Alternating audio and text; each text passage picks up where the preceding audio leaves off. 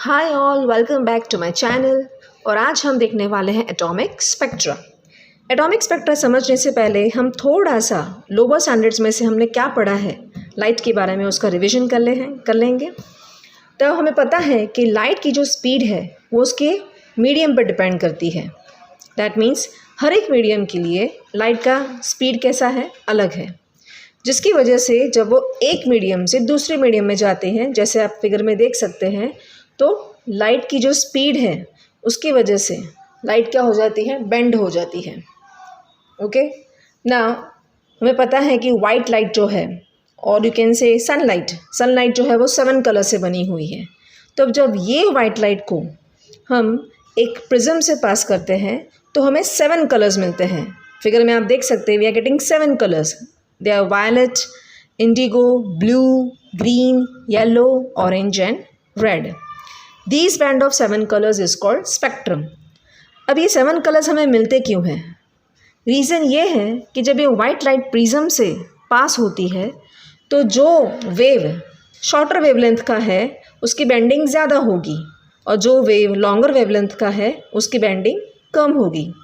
Figure में आप देख सकते हैं रेड कलर की लॉन्गेस्ट वेवलेंथ है, जिसकी वजह से वो लीस्ट डेविएट हो रहा है, और वायलेट लाइट जिसका शॉर्टेस्ट वेवलेंथ है, जिसकी वजह से वो ज़्यादा डेविएट हो रहा है। इसी डेविएशंस की वजह से we are getting this band of 7 colours which is called as spectrum. अब इस स्पेक्ट्रम को कंटिन्यूस स्पेक्ट्रम भी नाम दिया गया है। ये इसलिए दिया गया है क्योंकि आप फिगर में देख सकते हैं कि एक कलर के ख़त्म होने से पहले ही दूसरा कलर शुरू हो जाता है। जैसे वायलेट ख़त्म होने से पहले इंडिगो शुरू हो रहा है, इंडिगो से पहले ही ख़त्म होने से पहले ब्लू शुरू हो रहा है। मतलब सारे कलर्स जैसे कि एक दूसरे के अंदर मर्ज हो रहे हैं। तो आप ये बोल सकते हैं कि ये स्पेक्ट्रम जो है वो कंटिन्यूअस स्पेक्ट्रम है। Now there are 2 types of atomic spectra.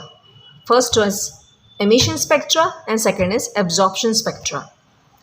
First we will study about emission spectra.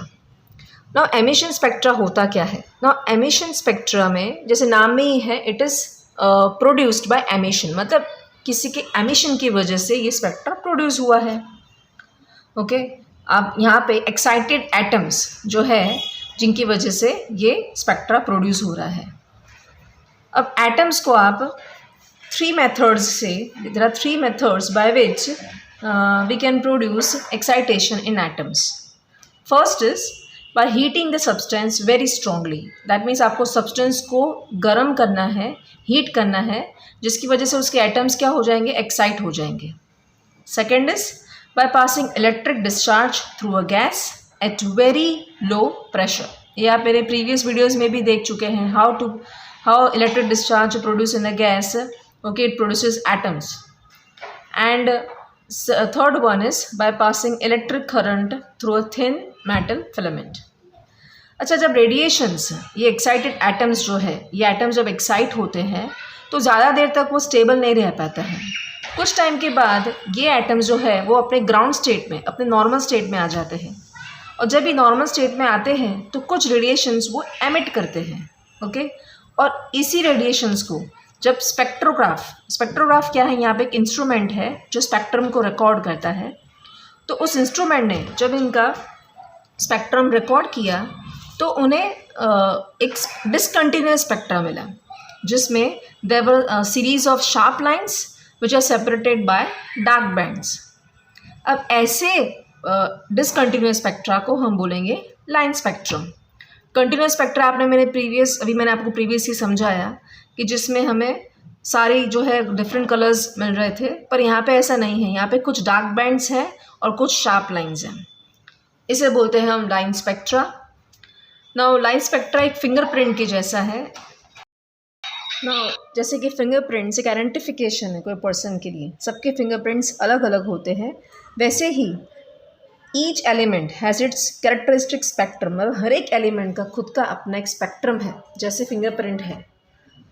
इसकी वजह से ही हम इन एलिमेंट्स के बारे में पता लगा सकते हैं। तो अब हम लाइन स्पेक्ट्रम का एक एग्जाम्पल देखेंगे। द सिंपलेस्ट एग्जाम्पल, और जो बहुत इम्पॉर्टेंट भी है, वो है हाइड्रोजन स्पेक्ट्रम। हाइड्रोजन स्पेक्ट्रम हमें कैसे मिलेगा? By passing an electric discharge through the hydrogen gas in the discharge tube under low pressure and high voltage.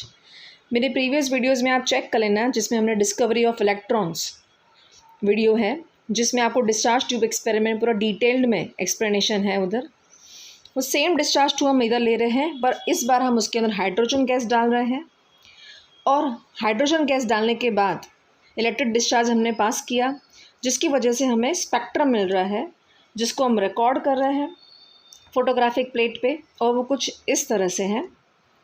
अब इसमें देख लो आप, कुछ लाइंस जो है वो series of lines, they are obtained in infrared region and some are in visible and some are in ultraviolet. यानी कुछ सीरीज जो है वो इंफ्रारेड रीजन में है, कुछ विजिबल रीजन में, और कुछ अल्ट्रावायलेट रीजन में। ओके, बट विजिबल रीजन में जो लाइंस मिल रही है उसको आप डायरेक्टली फोटोग्राफिक प्लेट पे देख सकते हैं, जैसे कि फिगर में है यहाँ पे। बाकी जो लाइंस हैं अल्ट्रावायलेट एंड इंफ्रारेड, उनको देखने के लिए आपको स्पेशल टेक्निक्स की ज़रूरत पड़ेगी। जैसे कि आप फिगर में देख सकते हैं, आपको लाइंस मिली हुई है विजिबल रीजन की, और इनके जो सीरीज़ के जो नाम है वो उनके डिस्कवर पे है, मतलब जो साइंटिस्ट ने इसको डिस्कवर किया है उनके नाम पे से ही इन सीरीज़ का नाम रखा गया है, जैसे Lyman series, Balmer series, Paschen series, Brackett series and Pfund series. Okay, figure में आपको सब इंफॉर्मेशन मिल जाएगी। नाउ 1885 में बाल्मर ने ये फाइंड किया कि एक रिलेशन है जिससे आप वेवलेंथ कैलकुलेट कर सकते हो। विजिबल रीजन में जो भी लाइंस मिल रही है उसकी वेवलेंथ अगर कैलकुलेट करनी है, so it can be calculated by the following formula that is shown in the figure, where lambda is a wavelength and is an integer. It can have values from 3, 4, 5 to infinity. By choosing a particular value of n, आप wavelength, line की wavelength calculate कर सकते हैं. Now, Balmer formula gives only the lines that appear in the visible region. मतलब जो lines visible region में मिल रही है उसका wavelength अगर find करना है तो आप ये formula से find कर सकते हैं. That is Balmer's formula. पर अगर आपको जनरल इक्वेशन चाहिए जिससे आप सारी लाइंस की wavelength as well as ultraviolet as well as infrared region की वेवलेंथ अगर कैलकुलेट करनी हो, तो it can be calculated by a more general equation which is called Rydberg's equation, और वो कुछ इस तरह से है। यहाँ पे भी लैम्बडा जो है वो वेवलेंथ है, and n1 and n2 are the integers that can have values starting from 1, 2 और 3 and it goes on. But यहाँ पे ये याद रखना है कि n2 जो है वो n1 से हमेशा बड़ा रहेगा।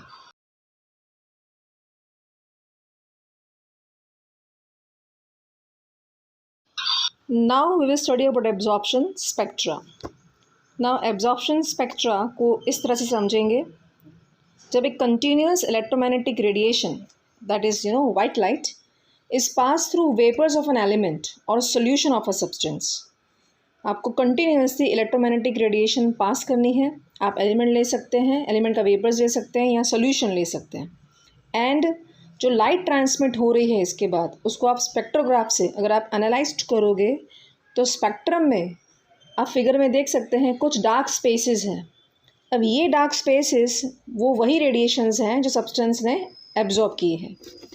इसको हम बेहतर समझेंगे एक एग्जाम्पल लेके।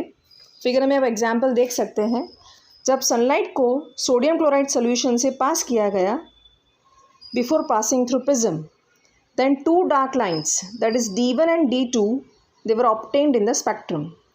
अब ये लाइंस वही लाइंस हैं जो सोडियम ने एब्जॉर्ब किया है। Okay, that is absorption spectrum, absorption of yellow radiation. अब ऐसे स्पेक्ट्रम में जो डार्क लाइंस मिल रही है because of light absorption, that is known as absorption spectrum. Figure में आप देखेंगे तो 2 डार्क लाइंस हैं हमारे पास, that is of spectrum of sodium chloride D1 and D2, where D1 corresponds to 5896 angstrom and 5890 angstrom is corresponding to D2 lines.